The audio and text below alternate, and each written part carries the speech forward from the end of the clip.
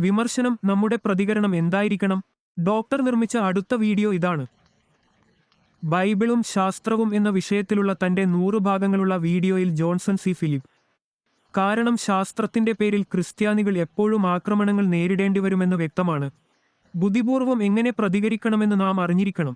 ആദ്യത്തേതും ഏറ്റവും പ്രധാനപ്പെട്ടതുമായ കാര്യം ഇതാണ്: പരിഭ്രാന്തരാകരുത്. അമിതമായി പരിഭ്രാന്തരാകരുത്. കയ്പുള്ളവരോ കോപിക്കുന്നവരോ ആകരുത്. ന്യായവിധിയെ മേഘാവൃതമാക്കുന്നു, എന്നാൽ സമാധാനം വ്യക്തത കൊണ്ടുവരുന്നു. ഈ ആക്രമണങ്ങളെ പുതിയതായി കാണേണ്ടതില്ല. അവ ദൈവത്തിനെതിരെ സാത്താൻ കാലങ്ങളായി നടത്തുന്ന പോരാട്ടത്തിന്റെ മറ്റൊരു ഭാഗം മാത്രമാണ്. അവന്റെ വാക്കും അവന്റെ ജനവും.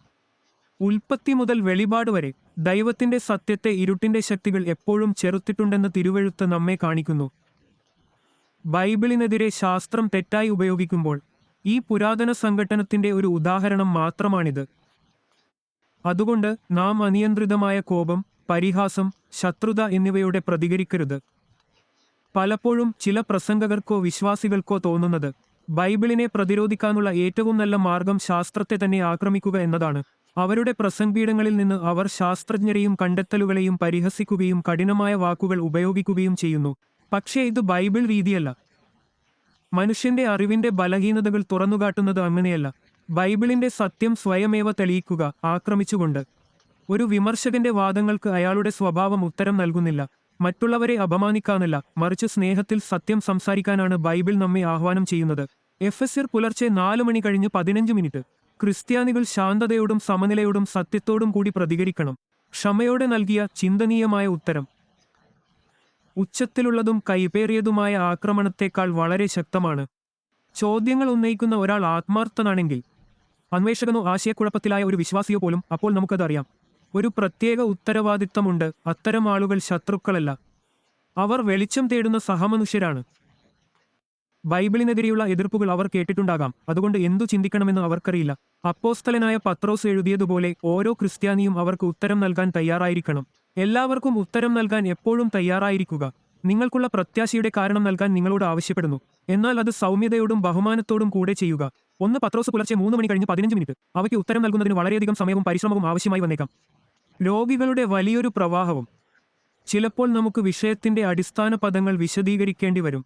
വളരെ അടിസ്ഥാനപരമായ ആശയങ്ങൾ, കാരണം അവയ്ക്ക് ശാസ്ത്രത്തിലോ ചരിത്രത്തിലോ ദൈവശാസ്ത്രത്തിലോ വലിയ പശ്ചാത്തലമൊന്നുമില്ലായിരിക്കാം. അവർ മനസ്സിലാക്കുന്നതുവരെ പടിപടിയായി അവരോടൊപ്പം പതുക്കെ നടക്കാൻ നാം തയ്യാറാകണം.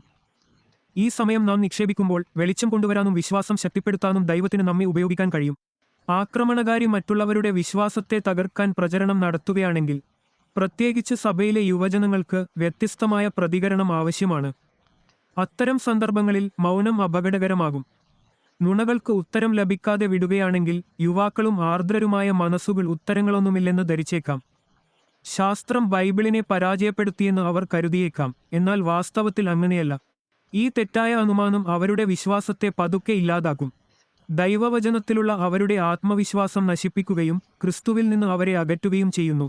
അതുകൊണ്ട് പ്രചരണം നടക്കുമ്പോൾ ക്രിസ്ത്യാനികൾ എഴുന്നേറ്റുനിന്ന് തെറ്റായ വാദങ്ങളെ ശ്രദ്ധാപൂർവം കണ്ടിക്കണം.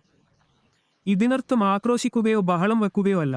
പക്ഷേ ശാന്തമായി തെറ്റുകൾ തുറന്നുകാട്ടുന്നു, എതിർ ചോദ്യങ്ങൾ ചോദിക്കുന്നു. ബൈബിളിലെ സത്യം ഇപ്പോഴും എങ്ങനെ ശക്തമായി നിലകൊള്ളുന്നുവെന്ന് കാണിക്കുന്നു. C.S. Lewis, Henry M. തുടങ്ങിയ നിരവധി ക്രിസ്ത്യൻ അപ്പോളജിസ്റ്റുകൾ, Morris, William Lane Craig, John Lennox എന്നിവർക്ക് ഉണ്ട്. സത്യത്തിന് പരിശോധനയെ അതിജീവിക്കാൻ കഴിയുമെന്ന് നമ്മെ ഓർമ്മിപ്പിച്ചു.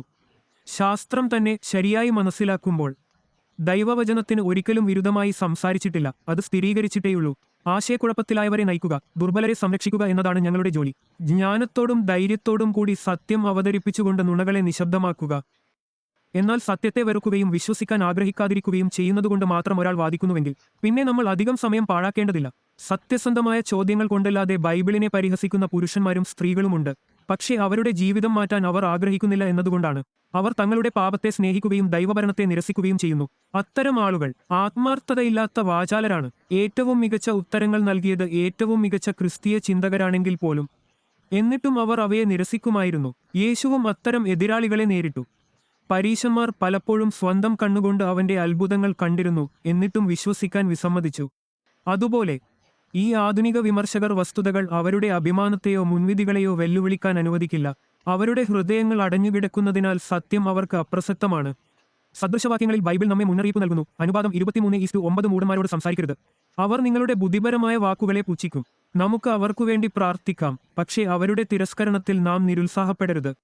അപ്പോൾ ചുരുക്കത്തിൽ നമ്മുടെ പ്രതികരണം ആയിരിക്കണം എപ്പോഴും ജ്ഞാനത്താലും സ്നേഹത്താലും നയിക്കപ്പെടുക. ദൈവം തന്റെ സിംഹാസനത്തിൽ ഇരിക്കുന്നതിനാലും അവന്റെ വചനം അചഞ്ചലമായതിനാലും നാം പരിഭ്രാന്തരാകരുത്. കോപം കൊണ്ട് ആക്രമിക്കരുത്, ക്ഷമയോടെ ഉത്തരം നൽകണം. നാം യഥാർത്ഥ അന്വേഷകരെ സഹായിക്കണം, യുവാക്കളുടെ വിശ്വാസം സംരക്ഷിക്കണം, പ്രചാരണത്തിലെ നുണകൾ തുറന്നുകാട്ടുകയും ചെയ്യുക. സത്യം നിഷേധിക്കുന്നവരെയെല്ലാം നമുക്ക് ദൈവത്തിന്റെ കൈകളിൽ ഏൽപ്പിക്കാം. ദൈവവചനം പാറയെ തകർക്കുന്ന ചുറ്റിക പോലെയാണ്.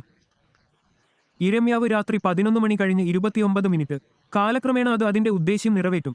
നമ്മുടെ വിളിവാദങ്ങളിൽ ജയിക്കാനല്ല, മറിച്ച് ക്രിസ്തുവിന്റെ വെളിച്ചം പ്രകാശിപ്പിക്കാനാണ്. അങ്ങനെ സത്യവും സ്നേഹവും ആളുകളെ രക്ഷകനിലേക്ക് നയിക്കും. ദയവായി ഈ ചാനൽ സബ്സ്ക്രൈബ് ചെയ്യുക. കൂടാതെ സബ്സ്ക്രിപ്ഷൻ പൂർത്തിയാകാൻ ബെൽ ഐക്കണിൽ ക്ലിക്ക് ചെയ്യുക. ഇതുവഴി ഞങ്ങളുടെ ഉയർന്ന വിജ്ഞാനപ്രദമായ വീഡിയോകളൊന്നും നിങ്ങൾക്ക് നഷ്ടമാകില്ല. ഈ വീഡിയോ എഴുതിയത് ഡോക്ടർ ആണ്. ബൈബിൾ, ശാസ്ത്രം, പരിണാമം എന്നിവയിൽ ഇന്ത്യയിലെ ഏറ്റവും മുതിർന്ന വിദഗ്ധനാണ് ജോൺസൺ സി ഫിലിപ്പ്.